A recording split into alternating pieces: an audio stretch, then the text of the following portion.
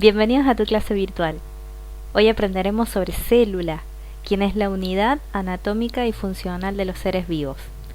Es la unidad anatómica porque contribuye a formar estructuras de mayor complejidad como tejidos, órganos y sistemas de órganos. Y funcional porque lleva a cabo la nutrición, reproducción y demás funciones necesarias. Podemos dividirlas en dos: células procariotas y eucariotas.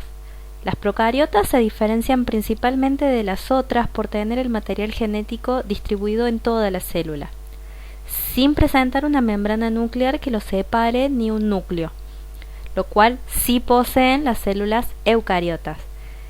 Estas tienen mayor tamaño y sus principales constituyentes son la membrana plasmática, el citoplasma, la membrana nuclear y el núcleo. La membrana celular plasmática o plasmolema, como también se la conoce, limita el medio interno y externo de la célula. Está compuesta por una bicapa lipídica, es decir, una doble capa de lípidos, que presentan la característica de ser hidrófoba, es decir, que el agua no atraviesa la membrana, y además se compone por proteínas que cumplen muchas funciones, entre ellas ser receptores de señales que permiten reaccionar de una membrana específica. La principal característica de esta barrera es su permeabilidad selectiva, lo que permite seleccionar las moléculas que entran y salen de la célula, es decir, el intercambio de sustancias entre la célula y su medio externo. En el citoplasma se encuentra el citoesqueleto, quien organiza la célula y posiciona a las organelas. El citosol o matriz citoplasmática es el componente acuoso. Los depósitos o inclusiones son transitorios y las organelas desarrollan funciones específicas que enseguida vamos a conocer. En tanto, la membrana nuclear o envoltura nuclear es quien delimita el núcleo. También posee una bicapa lipídica. Y el núcleo es quien posee los cromosomas y estos contienen a su vez una molécula de ADN. Tengamos presente que los seres humanos tenemos 23 pares de cromosomas. Aquí observamos una célula eucariota. El límite es la membrana celular. En su interior tenemos el citoplasma, que contiene a su vez a las organelas u organoides, como también se las conoce. Dentro de las organelas encontramos al retículo endoplasmático rugoso, quien sintetiza o forma proteínas, donde se asientan los ribosomas, quien se encarga de acoplar los aminoácidos para la formación de proteínas. El aparato de Golgi termina la síntesis del retículo endoplasmático rugoso, empaquetando las secreciones y formando lisosomas. Los lisosomas son quienes llevan a cabo la digestión. En tanto, el retículo endoplasmático liso sintetiza las hormonas esteroides. Los peroxisomas realizan el metabolismo, ya sea anabolismo, donde sustancias sencillas se forman sustancias más complejas, y catabolismo, que destruyen moléculas complejas liberando energía. Por su parte, la mitocondria lleva a cabo la respiración celular y también liberan energía. En tanto, los centriolos forman el uso mitótico, lo cual veremos en la reproducción de la célula más adelante. Las células llevan a cabo la nutrición a través de la incorporación de nutrientes mediante diferentes modalidades de transporte a través de las membranas.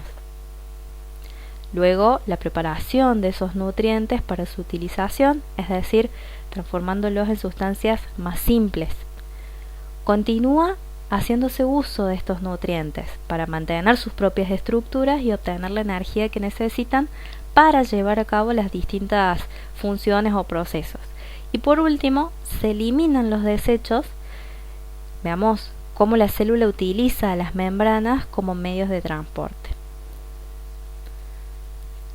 Este transporte puede ser pasivo o activo, en relación a si precisa o no el consumo de energía. En el transporte pasivo, las sustancias atraviesan la membrana plasmática a favor del gradiente de concentración, es decir, desde donde hay más concentración hacia donde haya menos concentración. Todo esto sin consumo de energía. El transporte activo, a su vez, es donde las sustancias atraviesan la membrana plasmática en contra de un gradiente de concentración. Para esto sí se requiere de energía metabólica aportada por ATP.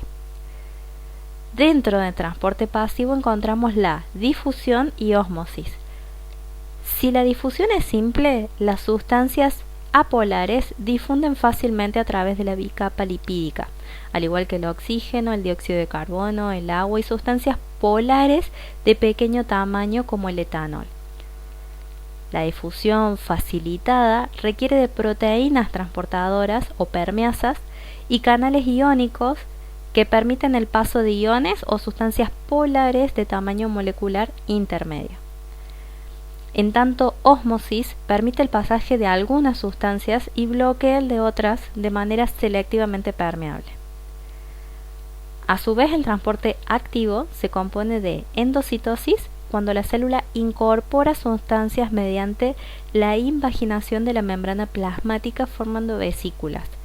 Será pinocitosis, cuando incorpore pequeñas partículas o sustancias acuosas, y será fagocitosis, cuando incorpore grandes partículas. En tanto, la exocitosis expulsa de la célula el contenido de la vesícula al medio extracelular, ya sean productos de secreción procesados por el aparato de Golgi o restos del proceso de digestión que no le resultan útiles. Pasemos al ciclo celular.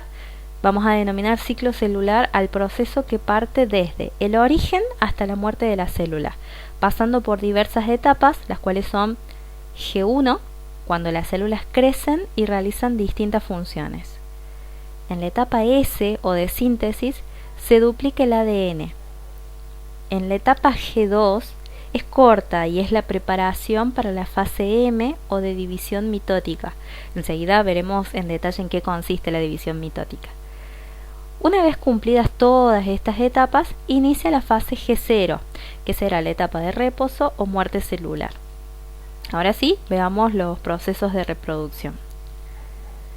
Tenemos por un lado la mitosis, que es una forma de reproducción asexual. Esta permite que un organismo pueda clonar copias exactas de la célula original. Este método de reproducción es rápido y eficaz, sin embargo, no da lugar para la diversidad, ya que todos los productos son idénticos a la célula de la cual se origina. Consiste en 4 etapas.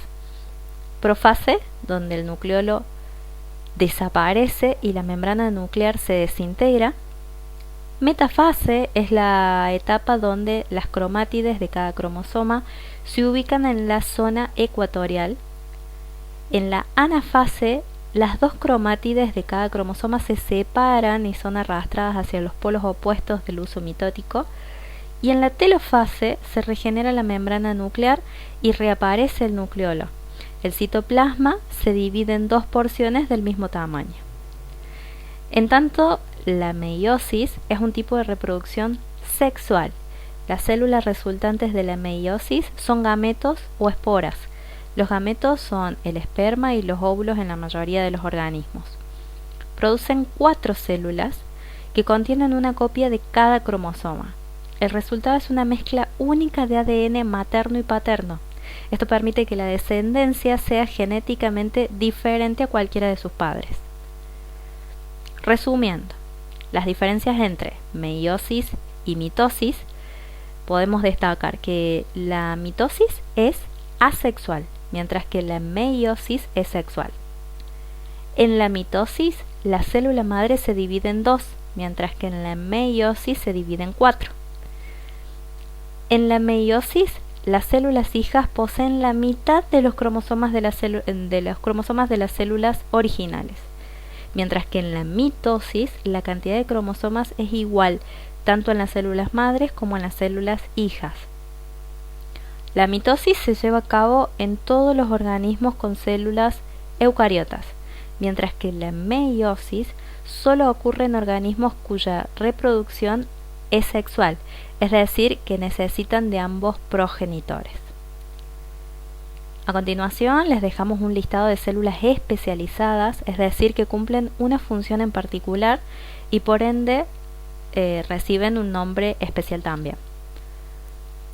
Óvulo son las células reproductoras femeninas, espermatozoides las células reproductoras masculinas, neurona es la célula que transmite impulsos nerviosos, las células gliales son las que dan soporte a las neuronas, fibroblastos son las células que sintetizan la matriz extracelular, adipocitos son las células que reservan energía, miocitos son las células que permiten el movimiento, osteoblastos son las células que forman la matriz extracelular del hueso, osteocitos son las células del hueso maduro, osteoclastos son las células que destruyen el hueso, condrocitos son las células que mantienen la matriz cartilaginosa, leucocitos son las células de defensa, eritrocitos son las células que transportan nutrientes y oxígeno, trombocitos son las células que detienen la hemorragia. Si este video te sirvió y quieres seguir recibiendo las novedades, suscríbete y te esperamos en un próximo video.